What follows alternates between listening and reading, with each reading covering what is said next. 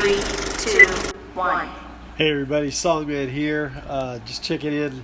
Tried to do an earlier recording outside where it was nice and beautiful, but just did not turn out. So I'm going to try and sum up real quick what I was saying. Was going to say this morning. I'm going to talk about the Obamagate tonight. When you think about what's been going on this past week with the release of Flynn, the dropping of his charges, and the whole examination into the IG report on the Mueller report and all the papers that came with that, and the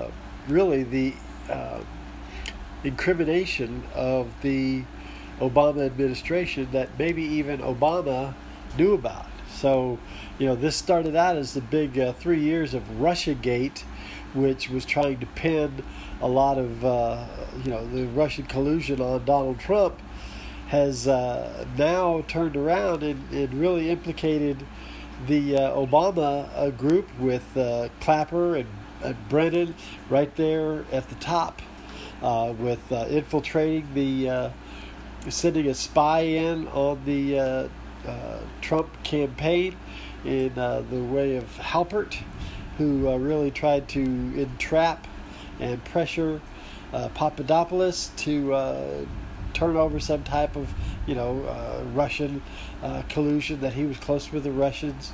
And then Flynn got caught up. They actually wiretapped. Where'd they get that from? They wiretapped Trump Tower, basically, and infiltrated. And, they couldn't really find anything on Flynn. And then all of a sudden, they got him to lie about something. All Flynn did was he contacted the Russian ambassador at the time and was trying to, share some info, get some info, and maybe this administration will look at things different. What he was actually trying to do was Jared Kushner had asked him to see if he could influence a vote in the Security Council, at the UN Security Council, and have Russia veto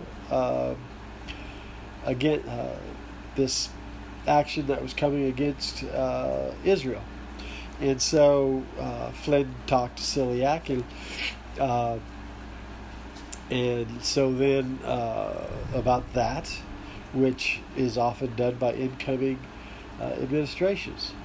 But I just remembered, back to when during the 2016 election, when Donald Trump said he wouldn't accept he might not accept the results of an election until there was some type of examination, and everybody jumped on the bandwagon and were just criticizing him for saying that. And then it turned around after he won the election that Hillary and all the Democrats really, and the media as their pawns, really started this whole Russia collusion thing, and they stuck with it. And Adam Schiff on every stinking news station saying he had a direct line, he had the evidence, he's got it, just wait till it all comes out. And for 3 years, nothing. They even had to change the manner of impeachment. They were going to impeach him on Russian collusion or on treason, and they wound up having to come up with this thing that he talked to the Ukraine president about, which was ridiculous. And so then shortly afterwards,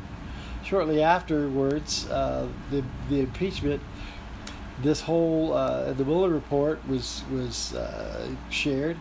The examination from the IG into the FISA court and into the Steele dossier really turned out to be a Democrat collusion with the Russians. And now you see Obama on TV trying to really cover this up. And what's amazing to me is all this investigation and all these, you'd think all these journalists would be mad that they were suckered into this Russian collusion, which is now being disproven, and that you'd think as good journalists they'd want to go in and find out what happened and what happened to this other administration.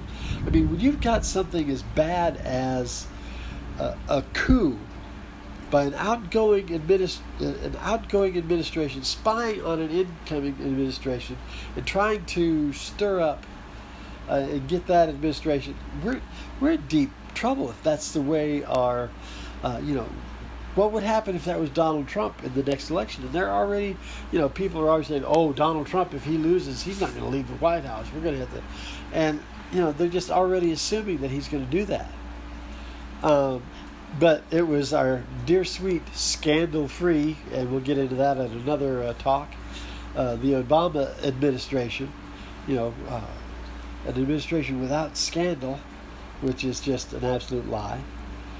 So I've been following Jimmy Dore. He's a guy he's a comedian, first of all.